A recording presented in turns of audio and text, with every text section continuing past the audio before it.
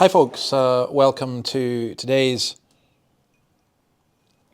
Coffee with John. It's Friday, it's the last one, and we're going to look at verse 15. Now I was going to look at verses 15, 16 and 17, but I realize this is such an important subject that I want to actually take each verse on its own. So today we're just going to do verse 15. Do not love the world. This is 1 John 2:15. Do not love the world or anything in the world. If anyone loves the world, love for the Father is not in them. Now, it's really, really important to understand what the word world means, because this could be contradictory. For example, John said in his Gospel, John 3:16, "For God so loved the world," and are we not to do that? He gave his one and only Son. So in that sense, we love the world. On the other hand, in this letter, chapter 5, verse 19, John says the whole world is under the control of the evil one.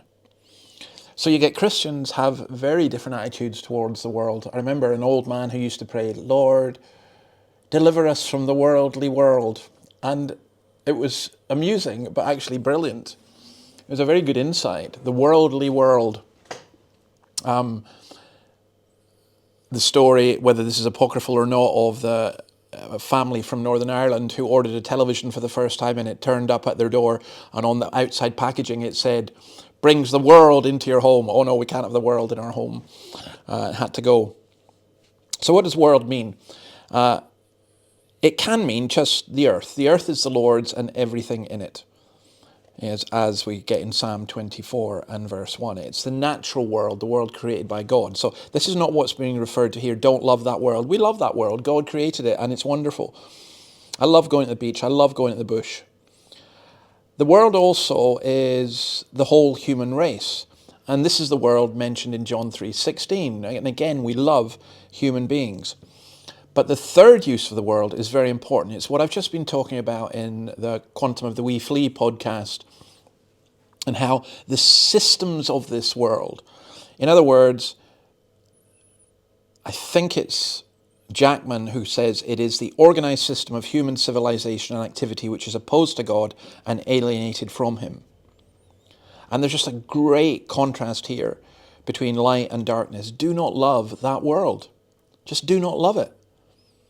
Human beings set themselves up in opposition to God. And we see that as I am recording this, I'm aware that it's the day, this is Friday, in which the UK Parliament, MPs are going to decide if they will allow the state to kill people in the name of mercy killing, assisted suicide, euthanasia, whatever you want to call it. But that's the system of this world, which is dark and wicked and evil, thinking that it can be God.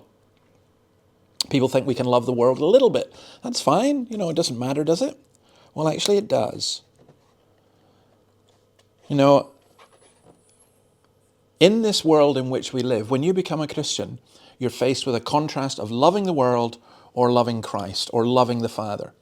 And John makes it very simple. If anyone loves the world, the love for the Father is not in them. Do not love the world or anything in the world. Now, he's not saying, for example, you shouldn't love food or you shouldn't love music. That's not what's being said. We'll see what is being said when we look at verse 16 tomorrow. But I think that's a very important thing for us to bear in mind, that we're delivered from the worldly world. God bless you, and see you on Monday. Bye.